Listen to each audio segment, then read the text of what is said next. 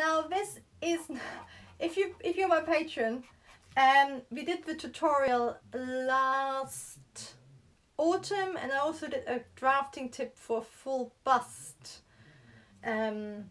alteration, so it's on there, and I've been actually making it for myself because I really love it as well. But it's not as straightforward what it seems. If you want to, because I tried to make a complete copy of this, and I think because it's very much of its time, you run into issues with proportions and the size of a model, and also how she's standing versus how you want to stand it. But what I'm gonna sort of talk about is whatever method you use, how you can adapt it. So the drafting tutorial for the wrap top is on my Patreon. So the French dance was on YouTube. This is on Patreon. I'm gonna put that on my stories later for swiping up. And what you would do again, you would do your dart manipulation first, and as we already discussed on Patreon, you would definitely do a trial just to see how all these lines look. But it's quite an interesting neckline because I think it's that very of its time. So I'm just trying to think how to draw it. Very much of its time where it can sort of bear the on the back neck, it meets in the middle. Yes, Kate. Yolanda, I'm nearly there. I had a bit of a slow one. I need to try it on and make final decisions. And yet, Kate, your 12 was actually really good for working out what was happening. And because you've got volume coming from here a little bit, and then you also got your darts. So you were converting all our darts into pleats. And so Sarah said it's difficult to draft. I think it's quite easy to draft, but I agree with Katie, the tricky bit is going to be maybe not stitching it. The trickiest part was working it all out. So I'm going to show you an easy option and the tricky option. So the tricky option here is that you have some sort of gusset. I actually think Claire Mccardell put in a dolman sleeve, because can you see all the pleats here? So what she has done is something like this. I think she might have a little bit of a gusset, or a dolman sleeve. So that would be one option.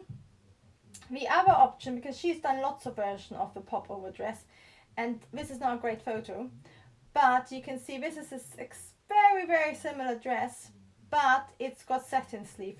So if you find gusset sleeves a bit daunting, and I agree they are to stitch are really tricky, I would make this style with a satin sleeve, which will make it, I think it'll look amazing with the satin sleeve as well, because it won't distract off the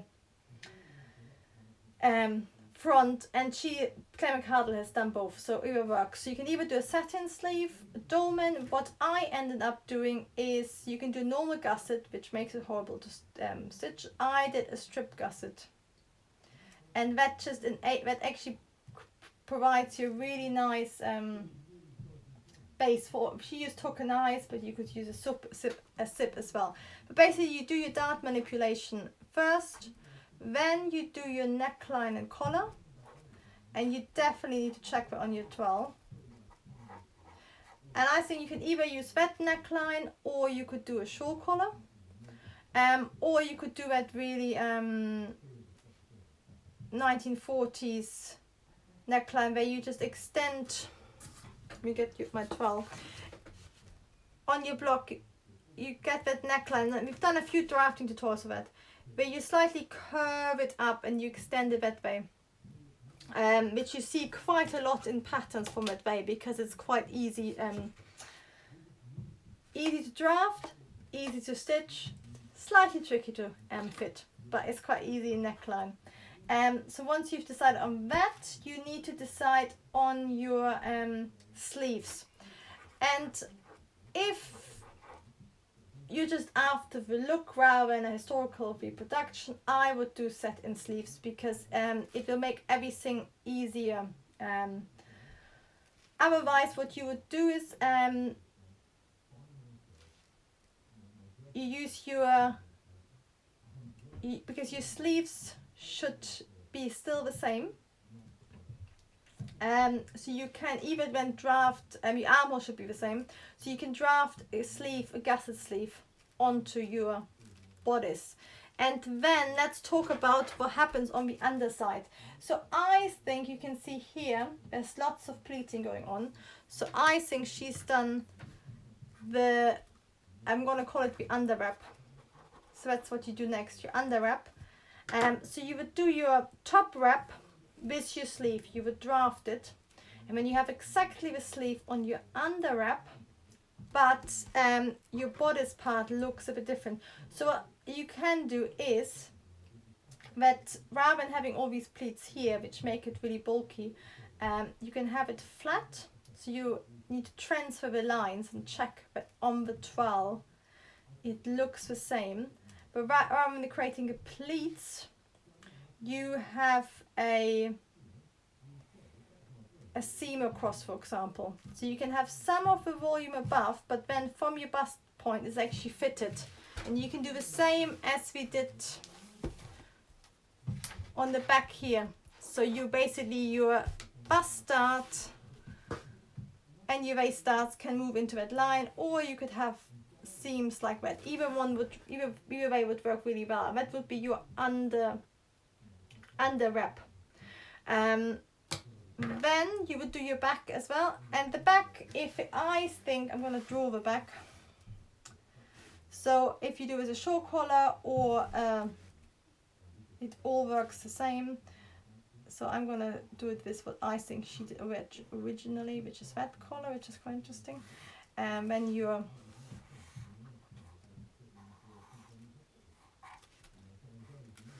back looks like this, however you want to fit it.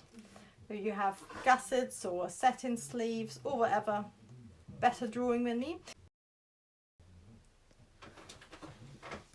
Sorry, is it working again?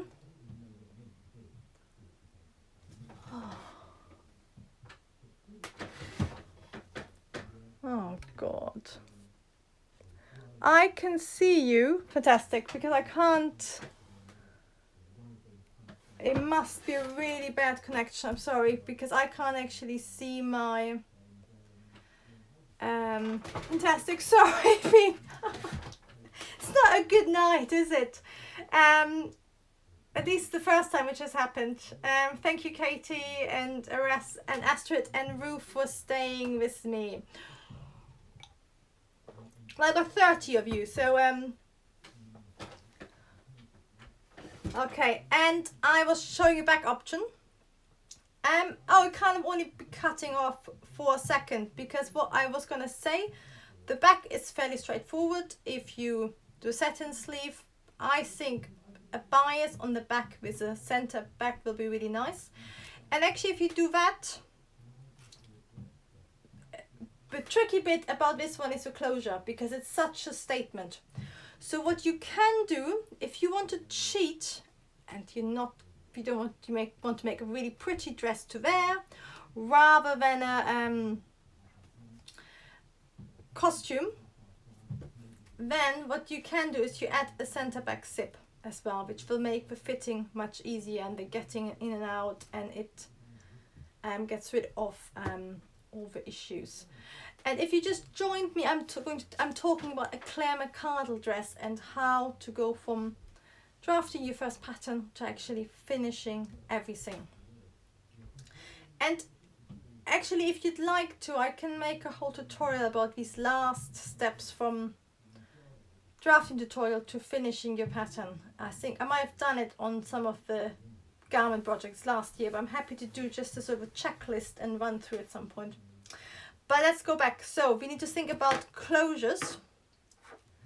So if you have a hook and eye, and that's when your dress looks like this. If you have a hook and eye, I'm gonna draw it from the side here. That's your underarm seam. Yes, Astrid, that's what I would do. I would make a mock opening with the loops and the buttons. I would make a completely fake thing. So this is your sleeve, this is your back, this is your front, and this is your skirt. And can you see this? I think this is actually slightly forward. So I think if your side seam was like this, I think she used real statement hook and eyes, which are beautiful brass, and they go to the skirt. And then it would look, the fabric would, the front would end here, and the back would extend it. And then, if it's a working one, you have your facings, and it overlaps as well. So your back actually underneath extends by this much, and then the backboard is faced as well. So it's like a button stand basically, but it's just stitched into here, and then here you basically have an opening, and then again your back, so that's your seam here, and then your back extends to the front. And you don't, if you make it deep enough, you don't actually need a closure. It can just, I would have another hook and eye on the inside which holds it all together, which would join to the facing, but you don't actually have to have the skirt. You can have some, she probably might have had some hidden buttons or something, hidden button stands, but it's hidden underneath here, and you can often get away without closures. But if you make your center back seam with a zip, you're basically avoiding a lot of the tricky sewing, which makes things easier as well. Now to get into it, again, if you, with a closure, you have to think about how you get into it. So if you have a center back seam, that's really straightforward because you just unzip it, step into it, zip it up. And if you have your hook and eyes, which could be a pocket, because I was thinking about this could become a pocket. So you have a pocket bag in there, which then also solves the whole issue of we definitely don't need a closure then. I'm now gonna draw really bad drawing in a second, and because basically what you also might need to think about is that you then need to have another, you need this closed to open here as well, so you get in and out, because depending on how tight your neckline is, if you haven't got a center back opening, you might not be able to get inside. So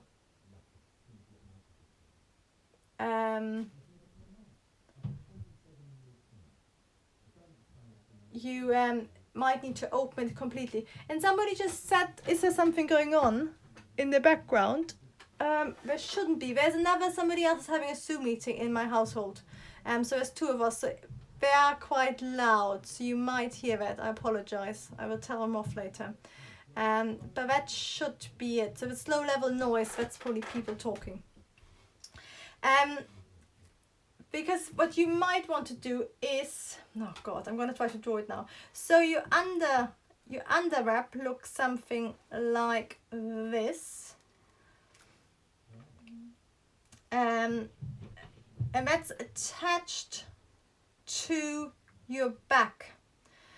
And this is where it gets really complicated, because when you got your seam and then your top wrap goes on top. But this then you might need to have some hook, like a hook and eye up here. I'm not gonna tell you the truth. I don't actually. If you wanted to have it like a fully opening garment, you would then have to have again some sort of closure here, which means it might end up not being attached to the waist there. So actually I'm going to draw it over here. So I'm going to draw my back.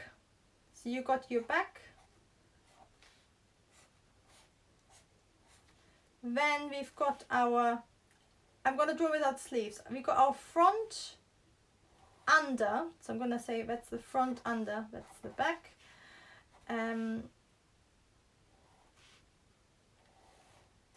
So the front under is attached to the back here. And then this is the front top, which is attached there. Then we've got our buttons here, which then will close onto there when it wraps. But I think this part is actually not attached to the skirt. So the skirt will be just like that with our opening here and our pocket bag. And then this goes underneath. It's stitched onto here, but then it's actually loose like that, and it just attaches there and there. And there might be another attachment somewhere along the line, and that means you open it all up, you step into it. But what I would sort of worry about is when you don't want to get any movement here. So if you have two layers, you somehow need to secure it somewhere along the line to make sure, you know, when you sometimes get layers and they sort of wrap against each other and you get bad lines, what you want to avoid. So if you have a fully working undergarment and it's underwrap and it's something like that, you might need to have it either really fitted so it doesn't move up or down, or it needs to be somehow attached, which is why I would go with a center back seam. So that's the big question, which might be up to you, and which make it really tricky. So center back is easier. Let's talk about something easier than closures. And I think that's the problem if you're trying to make it historical, that you then really need to explore it. The facings are really easy. I would have quite a deep facing on the arm, and then the front neck is just like this, and then at the back I would have a facing like that, and then you could of course line it, but you don't have to. Yeah, so Andrea, that's why I'm talking about, if you have it opening at the front, you need the whole undergarment needs to be not attached to the waist. So it just needs to have maybe a hook and eye or something there to hold it all together, but it can't be attached to the waist. So you basically get lots of layers, and we don't know. Some people seem to have made historical patterns of this. So I think there might have been a sewing pattern for this style. So that might tell you more. But you know, Claire Mccardell, her original one would have definitely been a working wrap dress, because there's lots of versions. So this is another one, and they're called the popover dress. So it would definitely open up. So there's probably something going on that the front under wrap is not attached to the waist, and it might even have some sort of the pocket, the back side of the pocket bag, it might sort of become part of it or something like that, so it sits nicely and flat. There are the sort of options. I would be really interesting to finding out. So the original one was definitely a wrap dress, a fully working wrap dress, but it's just to work out how you make it best fit for you, basically. Whether you want it fully working as a wrap dress, which would mean more construction, is definitely possible. It just means a bit more pattern drafting, or whether you want to add a center back zip and make it purely cosmetic. But yes, these are the steps I would consider. I think this dress, the dart manipulation, if you tried out the tutorial, it's quite straightforward. The sleeves, if you go for a satin sleeve, it's super easy. If you do a gusset sleeve, it's slightly more tricky, but very possible. And then the big question on this one is how you get in and out of it. And I think it could work beautifully. It's just because it's very fitted, how you make it, how you don't get any sort of bulging on the undergarment. But you will be able to do it, I'm sure. And then the last thing we could talk about is facings. You can line it as well, and if you don't line it, what would be really nice, and that's tip Astrid was reminding me of as well, is that you actually put an Ottoman ribbon, which is also called a grosgrain, onto your waist to sort of make it a bit stronger, and then you have a little hook and eye to hold it all together if you're making it unlined. And then again, I would make the hem, you just, because this is a straight piece of fabric which is just gathered, so I would imagine it's a very full pleated skirt, but of course that's up to you. But that way you can just use the self fabric as a facing. On the hem you can add some sort of interfacing to add some weight and make it more sculptural, and then you just blind stitch it by hand, or at least that's what I would do. And then you can either bind your inside hems, or you can overlock them, or add a lining.